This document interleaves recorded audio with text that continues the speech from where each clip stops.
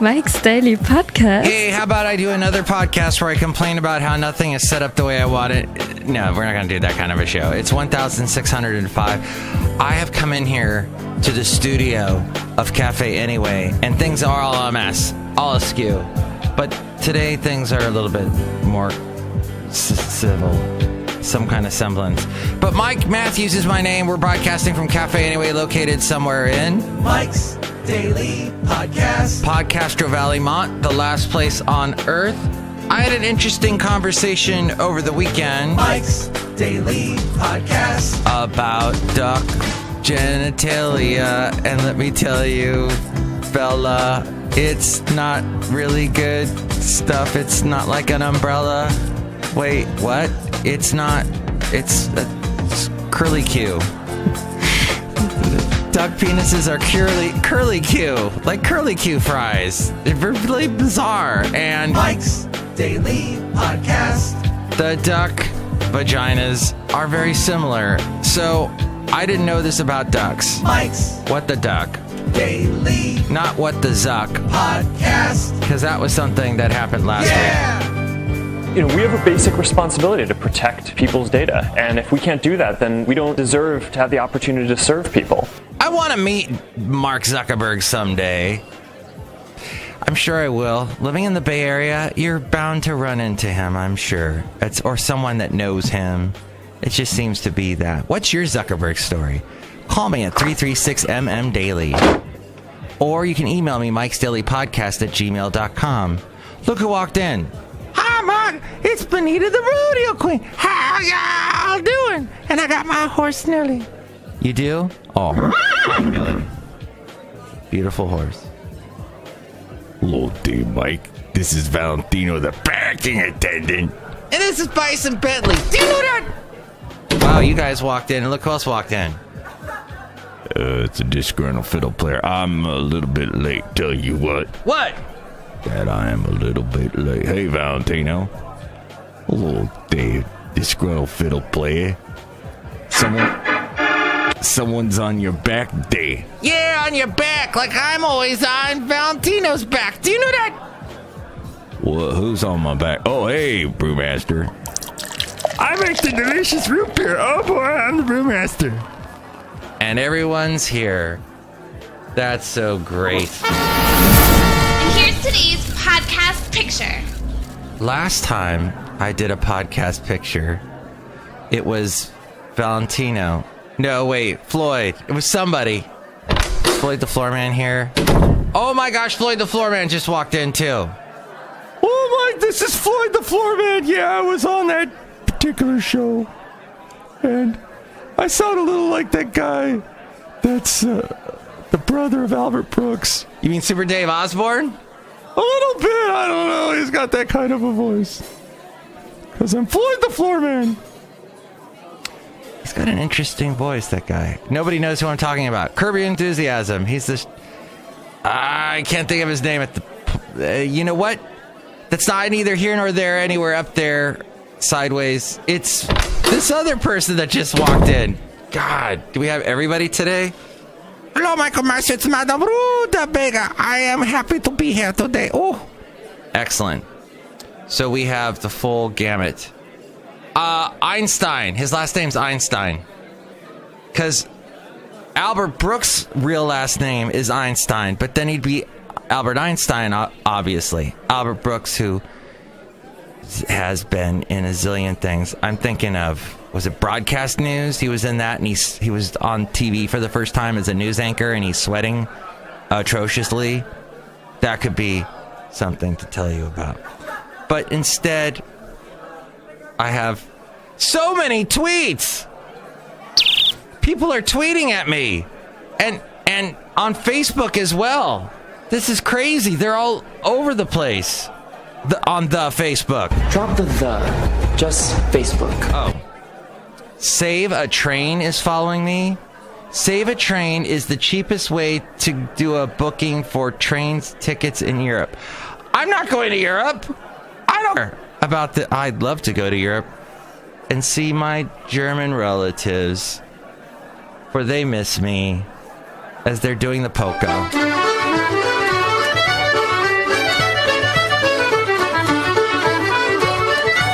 with SpongeBob. And then, let's see, I have been hearing from some people. Irene Pena wants to do another interview. We'll see, because she's got something in the hopper. And then various people enjoyed the podcast picture yesterday with Basil the Boxer. That was hilarious with him looking out over the bay. You know, he and I had a great walk where I ran into Albert. Albert, not Albert Brooks. Albert is this guy that lives in Castro Valley near a trail that I walk often with Basil the Boxer. And Basil will stand at his backyard and just stare through the backyard, knowing that at some point Albert will emerge, like the groundhog. And Albert emerged, and he had a bottle of wine in a carafe and said, "Mike, would you like some of this homemade wine that I made?" And I said, "Oh, sure. Okay. I don't think I've ever had homemade wine. I've never been in jail that I know of. And that, I would love to try this." So he poured some, and it did taste like raisin water. And then he goes, "Oh, this is my father's 30-year-old wine." Well, there you go. I just drank a 30-year-old liquid. Who knows what is in it and what it will do to me? Well, it did nothing, my friend. Thankfully. Whew. I got through that unscathed. Ta-da! But that is Albert in Castro Valley, and I enjoy seeing him all the time. Hey, the latest edition of the New York Times podcast called The Daily discusses Michael Cohen. I had no idea that Trump's lawyer, a fixer, that's a whole scary situation. Any lawyer that's called a fixer, that's already suspect. You might as well just call yourself a suspect, because you will always be a suspect. He is a suspect now. He is somehow implicated Sean Hannity, the talk show host from radio, huge in radio, huge on Fox TV. I worked with Sean Hannity when he first got started in radio. He was just interning at the college station in Santa Barbara, KCSB. And Sean Hannity, very nice guy back then, much thinner than when you see him now, but of course I was much thinner. We were all much thinner then. And he had a show. He said he was doing a talk show. He goes, "What kind of show are you doing?" And I said, "Well, I take a tape recorder," because back then we actually had, it was a cassette recorder. I'd go out, it had a microphone on it, and I would interview people just randomly throughout Isla Vista, the little college town next to UCSB, and I would interview them. And then at the end of the interview, it was just sort of a fun, the way I talk to people, type of just being real, everybody being real. Which, by the way, what is that show, The Real, where they look so fake? I don't know what they do that. You might be a fan of it, and why does the Asian girl get all the camera time? I know she's beautiful, but still, I don't get The Real. Anywho, Sean Hannity was, "Oh, okay. So I said, "What is your show?" And he goes, "Oh, it's going to be I forgot to mention, at the end of my interview with the person, whoever random person I met in the field, I would ask them, "What song do you want to hear?" And whatever they wanted to hear, I would play that song, which required me going through the huge library of KCSB, because it was an eclectic variety type station, and trying to track down that song. Sometimes it'd be Yngwie Malmsteen, or it'd be Dave Brubeck, or maybe Depeche Mode, which they don't have a drum, as I was talking about. Well, that was the tribute band. They didn't have drums that I saw on Friday. So, I asked Sean, "What's your show?" Oh, and by the way, that show was called The Public Mic. Nobody heard it, ever, because it was just heard on the college dorm stations.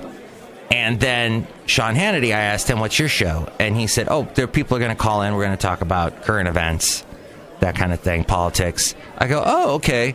So he had people calling in from the dorm to his show. We were in this really crappy, there was 2 studios at KCSB, and this was the really crappy one with old 1950s equipment.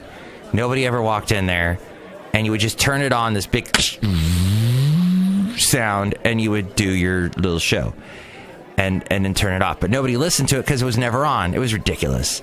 But meanwhile, the FM station, KCSB 91.9, that was constantly on day and night. Still a very popular station, eclectic music and talk. And Sean would come on, and he would be a very conservative show. I think it was called Life, Liberty, and the Pursuit of Happiness, or maybe it was called The Pursuit of Happiness, something to that effect. And he had on people and that he said were, champions for liberty in the United States, in America. And he had on someone who was had very unkind words to say to the gay community. And he got in serious trouble for taking a phone call, and then basically he and the guest teamed up on the phone call. And I have this transcript somewhere in my files. I think I'm remembering it correctly, but it's fascinating. He basically irked a bunch of people in Santa Barbara. So they kicked him off the air. So he contested it. So there was a hearing, kind of a political assemblage of some of the people that were on the radio station, including yours truly. And I was pulled into it because I was the only one in that whole community at the radio station that was actually also on a commercial station. I was on the local top 40 station called Y97, playing George Michael continuously, and Wham, and all of his other bands, and Michael Jackson, and everyone had a Michael in their name. So we had a great time with that. Well, I made some friends actually out of that assemblage of people, but nothing ever happened. I think Sean Hannity said, forget this, I'm out of here. And he moved to Athens, Alabama, and worked at a radio station out there called WVNN. He was there for a while, and then from that job catapulted to Atlanta, and then his career has ascended ever since. And ironically, I also worked at that Athens radio station in Alabama about 20 or 15 years after he did, and did not have my star did not arise as his did. But he has gotten into the news because apparently Michael Cohen represented him, supposedly. And Sean Hannity's like, no, I never signed anything, never got an invoice, I don't know what's going on. But apparently when a lawyer and a person with the question talk to each other, that can lead to a relationship that then somehow gets written down and becomes official. So Sean Hannity got pulled into this whole mess with Michael Cohen. And so that was a very interesting podcast talking about Michael Cohen being the fixer for Trump, everything going on. And Michael Cohen is this real tough guy, New York type tough guy.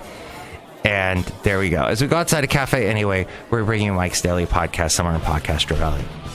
I thought that was an interesting topic.